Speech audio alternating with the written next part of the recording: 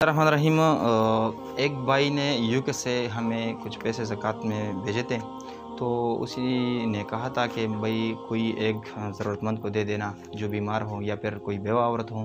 تو آج ہم تو ویسے راشن لے کے آئے تھے اس بھائی کے پاس۔ یہ تو مطلب بہت زیادہ بیمار ہے اور اس کی جو کمرے کی جو حالت ہے آپ لوگ دیکھ رہے ہیں، تو اس کا مرگی کی بیماری ہے اور ڈاکٹر نے کہا ہے کہ بھائی اگلے مہینے آ جائے، لیکن ان کے پاس کھانے کے لیے بھی پیسے نہیں ہیں۔ تو آج ہم نے مناسب سمجھا کہ بس یہی ہمارا حقدار ہے، تو اس بھائی کو کہا میں تہ دل سے مشکور ہو۔ یہ سارے ان کے بچے، یہ جو اس کے اوپر بیٹھے ہیں نا، یہ اس لیے بیٹھے کہ پھر ان کو تکلیف نہیں ہوتی۔ ٹوٹل فیملی 6 بندوں پر مشتمل ہے، تو آج ہم وہ 55,270 بھی آئی تھنک بنتے ہیں، وہ ہم اس بھائی کو دے رہے ہیں۔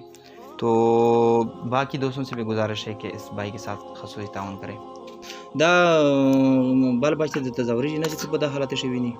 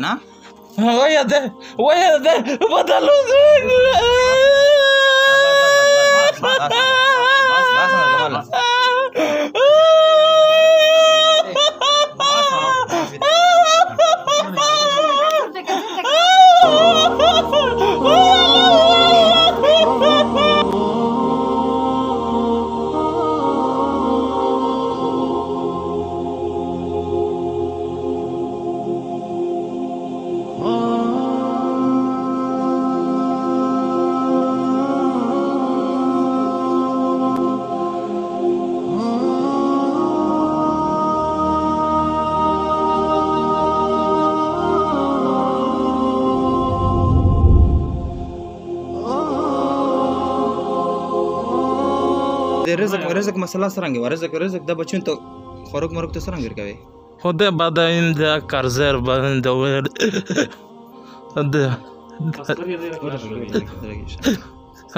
اسخر ما صاد